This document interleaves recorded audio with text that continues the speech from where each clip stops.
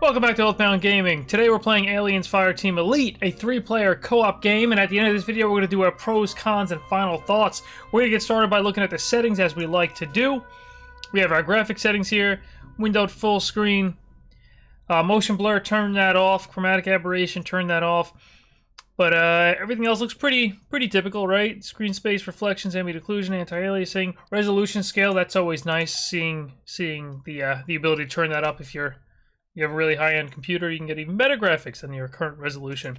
And then audio settings, pretty basic stuff. Nothing crazy. We're gonna go ahead and get started, and let's dive into this thing. Let's do this. So before we jump into the gameplay, we're gonna create ourselves a new Marine. I'm gonna go ahead and pick a guy, masculine. Well, I don't say female or male. It's just feminine or masculine, because some people might get offended. This world. Alright, skin tone, eye color, which I can barely see. Can I zoom in? Yes. Hairstyle. Where's the bald? Whatever, close enough, right? There we go. Good enough. I got your back. Stay frosty. Notch up another kill. I got your back. Yeah, alright. There we go. We got our character. Let's do this. So once we jump in the game, we're going to have a different amount of settings. We're going to jump in that again one more time because I want to show you guys what pops up once you're in-game. And we have our sensitivity. We do have our key bindings. Thankfully, we're going to go ahead and bind that. We're going to change V because I like changing that. I use that for Discord. So thankfully, we do have the options to change that. If we jump into gameplay, we're going to see a bunch of different settings here on whether we want floaters for our damage numbers to pop up. Kill confirmation, stuff like that. So there's a lot of streamer HUD. We'll mess around with that too. Lots of different options. Graphic options remain the same, which is a shame because there is no FOV setting. That hurts. Accessibility, I do like seeing this. You'll see item rarity on the right side, priority targets. We can change that and it'll change the colors for them. And that definitely helps some people out that might have vision deficiency of some sort, that they can, you know, change this so it works better for them. I like seeing that in games. Here's our campaigns. We'll unlock them as we play, different campaigns, and we have a horde mode, which is cool. I'll show you guys that. And then we have our loadout with our 4 classes here: Gunner, Demolisher, Technician, Doc. And we can pick like a class here, and we can take a look at our weapons as we unlock new weapons. We can change our muzzles and stuff like that, and our paint job. Let's make that digital red. Looks cool. We'll put some, I don't know, some flames on it. We'll get super edgy with this one. And we got an achievement. There we go. Red makes it shoot faster. Damn right it does. Optics, to be able to put some sights on it, scope, stuff like that. 2 weapons. The abilities for the class you have. Consumables that you'll unlock, be able to take. And then you can change the way your character looks as well. Put a helmet on the dude. Demolish your perks, which we will get into as we unlock them. I'll show you guys that as well. And then inventory is just pretty much the same stuff. It's kind of what you have equipped already, but all of the other class stuff will show as well. Your attachments, consumables, challenge cards, which I'm going to get into a little bit later. Appearance, intel, and I'll show you guys this as well. And our team, which I can invite my friends, which we'll do, because this is a 3-player co-op game, and that's always fun to play with friends. Let's jump into this. So we're going to go ahead and start a mission here, right? So I'm going to hit escape. It's going to pull up the campaign menu. I'm going to hit priority 1. But before that, I want to show you the tactical opportunities. These are kind of like quests that are based off a timer, like a real-life timer. So we have 22 minutes left to complete these 2, and then 6 days for this one. Complete 3 campaign missions as Technician. And you'll get different rewards. Credits, Tactical Opportunities Pack, which will obtain a challenge card, and then Rep Script, which is a resource. And obviously this one's going to give a lot more, right? So we're going to go ahead and choose Priority 1. And then here on Mission 1, we'll be able to choose our difficulties. Casual, Standard, Intense, Extreme, Insane. And it'll show you the additional modifiers there in the text as you choose to pick these difficulties. Challenge cards, you can choose to enable or disable them. And matchmaking, we'll set that to private because I have a team of 3 already. I'm going to go ahead and click Start Mission. I'm going to choose Difficulty Standard, and we'll get hit Confirmed. We have confirmed this thing. We are waiting for players. They're going to go ahead and hit Ready, and that'll get us into the mission together. So here we go. Fireteam, this is a Current rescue loadout, mission. Demolisher, Reporting and Katanga, here we have derelict challenge orbital cards, right? refinery. So we get to Ingress is pick via the forward a challenge airlock. card to bring with us, You'll one locate, each. secure, So it and could be something evac like, Dr. okay, Tim as a Honaker, team, awaiting headshot kill at least scientist. 125 Run up, enemies, people. and we'll get 1.75 times the credits. Or I could bring extraordinary weaponry, which is a rare card, and we deal 35% more damage. So that's less of like a challenge and more of just like a straight up buff. Clean evacuation. Complete the final mission of priority 1 without letting anyone on the team go down. Let's go with the headshot one for now. And we'll go for that. We'll get additional credits if we succeed at that. Alright? Consumables. Once we get consumables later, we can choose to bring that with us. But for now, we got nothing. Alright, let's get started. So once we're in here on a mission, you'll see at the bottom left, and I moved my webcam so you can see, I have abilities on Q and E, right? So I'm going to use Q. This is the Demolisher. I can shoot out rockets. I can do a stomp of grenades, which somehow doesn't damage myself. And it also gives me a buff of 2.5% damage. Because if I go to loadout here, you'll see the 2 abilities I have, and Clear the Room. Clear the Room is activating ability grants 1 stack of Clear the Room, which each stack gives 2.5% additional damage. Which is pretty cool. It's not too bad. And you'll get additional stacks for hitting enemies. We have 2 weapons on us. Automatic kind of HMG, rifle, and a handgun. Handgun has unlimited ammo, while your 2 main guns, your bigger primary guns, have limited ammunition. So I gotta be careful with those. Backup generator is beyond Honaker's ping. We can kick it after we grab At it. the top right, you're gonna see Bug Stomper, which is one of the challenge cards we had. That's the headshot kills on enemies. And at the bottom right, you'll see our little radar here, which is quite important to our enemies, tracking them when battle actually starts. Right now, we don't have much going on. Xenomorph Runner, get him! Right, one down. He should be right here. The FOV definitely bothers me a little bit, to be honest. It's High speed incoming. Get hot. definitely a little limiting. Short bursts. And More than I expected. I also have to be honest that the graphics are not as good as I expected. You look at the trailers and stuff, and they definitely look a fair bit better, right? I mean, we've all seen that before in games, but it's a little worse than I expected. It's not so bad though, right? I didn't expect so many. Hey, on the deck, Honaker's PDT chip. I'm gonna go ahead and reload both my guns, get ready for the next fight.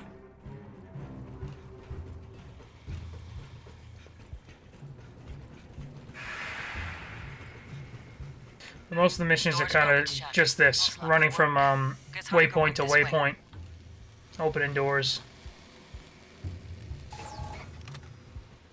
Ambush. Ambush. Oh!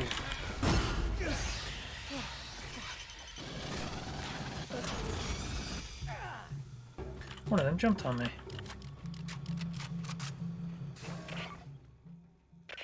Hey, Don't I have got any an idea how to consumables track on down me, Honaker. but that's what your Change consumables this would whole barge normally be. too long.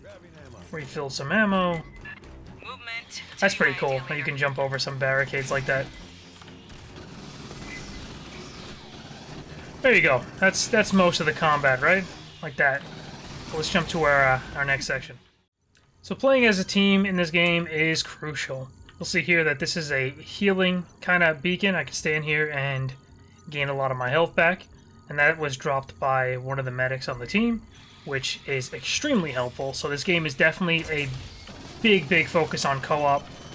It is very, very important. And that was one of my Demolisher abilities, the little rockets that go on cooldown and come back. And I have to question that why this game was third person. Why they decided to make this game a third person game. It just seems like the game would be a lot more intense if that's kind of cool. You can find hidden items. But I feel like this game would have been a lot more intense, and I don't know, you'd have a lot more control over your character and your aim if they went with a first person perspective. And I question why it's third person for a game like this, because the only third person type of feature I can see is Never seen this. so much acid in one That buff. you can hide behind cover, and I'm standing in green stuff. You can hide behind cover and shoot like that, but when you're fighting against like xenomorphs and stuff, it's just kind of weird. It's not like they're really shooting at you. They do have some range attacks, but they're not really like unloading, you know, like weaponry, like guns, projectiles, stuff like that at you. You do get some spitters and stuff, some like elites, some stronger enemies. But it just feels a little weird. It just feels a little off. Like that's not something anyone would really do against xenomorphs like this. I definitely would have preferred the game in first person, but it does play well. It's not too bad. Again, the FOV, that is killing me. I really wish there was an option to change that. So it's an okay co-op game. It's okay, but it feels dated. It doesn't feel like a 2021 game. Graphically, gameplay-wise, the lack of FOV, again, sorry to keep bringing that up, but Bucky, he put it this way. He said it feels like you pulled it out of one of those PC Gamer demo disc magazines, you know? And it does feel like that, like back from like the early 2000s or 90s or something. It was probably the early 2000s, but it doesn't feel like a brand new game, like a 2021 game. It really doesn't. But I don't mean to bash the game too hard. I really don't. Like the game it's not bad, but with the price they're asking, no. Because they're asking for a lot. They're asking for... Screw it. Let's go take a look real quick while we're here. The team's got this. Maybe not. There's something on top of me.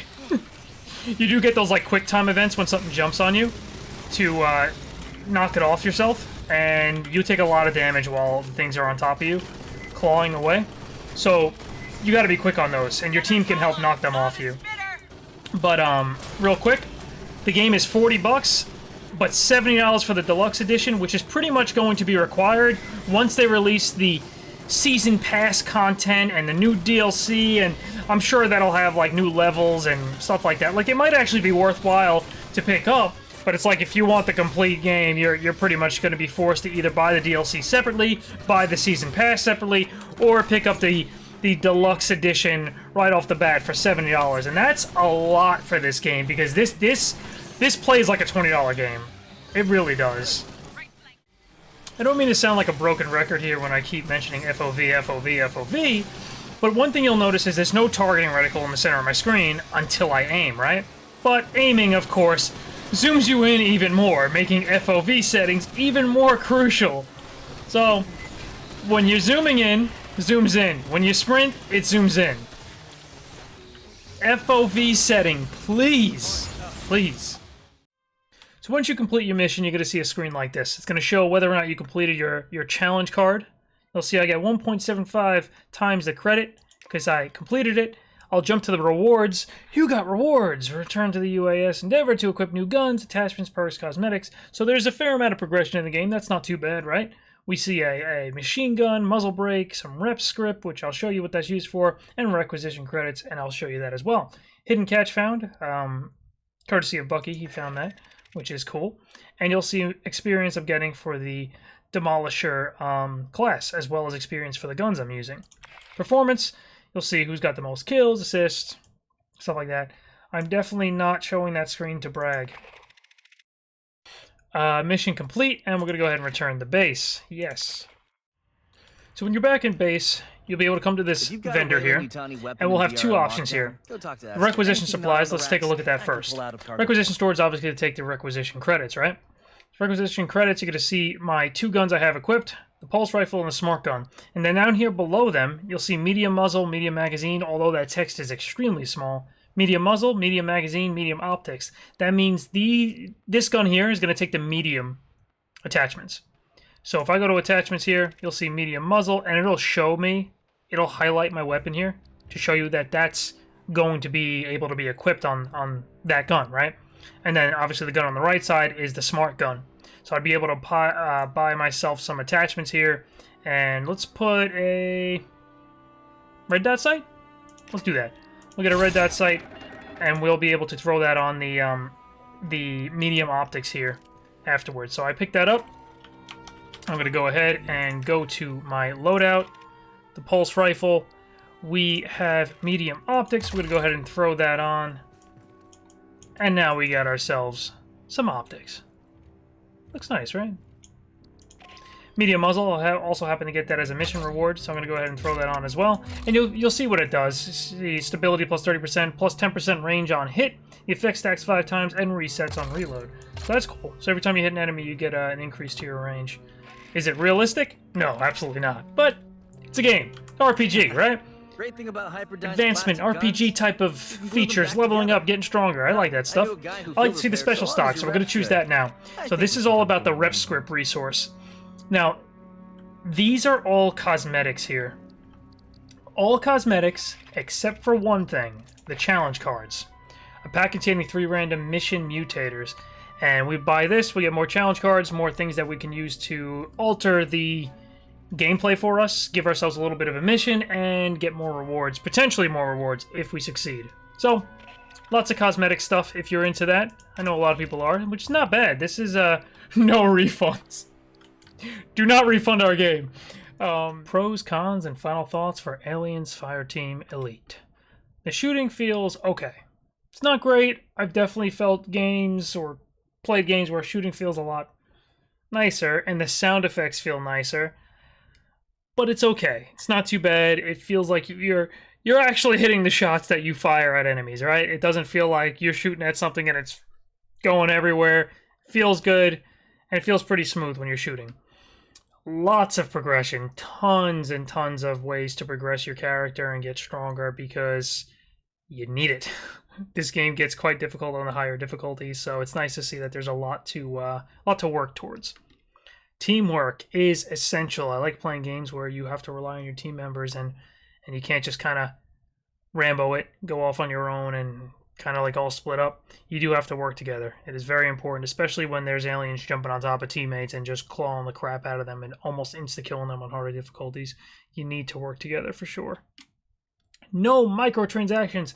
It's a shame that I have to even say that this is a pro, but in this day and age, especially in games that have like those challenge cards and loot that you get at the end of missions, they tend to find microtransactions, kind of slipped in there. Like, oops, we don't know how that happened. How those $5 cash out boxes ended up in the game. Whoops. Yeah, it's nice that there is no microtransactions because it really does feel like a game where there could be, So it's nice to see that there isn't.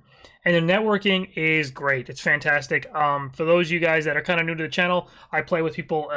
I'm on the east coast of the U.S. I play with someone in Hawaii who's super far away, and with someone in Australia. So I play with Duckfat and Bucky. Bucky's Australia, Duckfat's Hawaii. So we're very far from each other, and networking was fantastic. And a fair amount of cosmetics. I put that down at the bottom because I'm not huge on cosmetics, but I know a lot of people do like that. There's emotes, cosmetics, helmets, skins for your gun, new armor, all that good stuff that everyone that's a fan of cosmetics would like. Cons. No FOV setting. You guys heard me mention it like 10 times. It's bad. It's bad. When you sprint, it zooms in a little bit. When you right-click to pull, iron sight your gun, it zooms in a ton. And even without, sprinting or right-clicking to iron sight, it's still bad. It's just horrible. And I question whether or not that's ever going to be added to the game because, that's a given, right? You make a game in 2021, insert current year, you have FOV, right? Third-person or first-person games put in FOV settings. So I question why that's not even in the game, and I don't think I'd pick this game up without that. Performance dips quite often in combat, even with an RTX 3090. It's noticeable. Bucky and I were comparing settings. He's got a 1080. I have a 3090. We had almost the same FPS, but he had anti-aliasing turned way down compared to me. So I recommend turning that setting down if you're seeing big dips in performance. That's dips, not anything else. I didn't say another word, I promise, not big other stuff. Sounded like I did a little bit. Yeah, performance can use a little bit of work. Hopefully there's like a driver that comes out and some patches that help boost that performance a little bit. $40. I normally don't talk about the cost of games. I normally don't.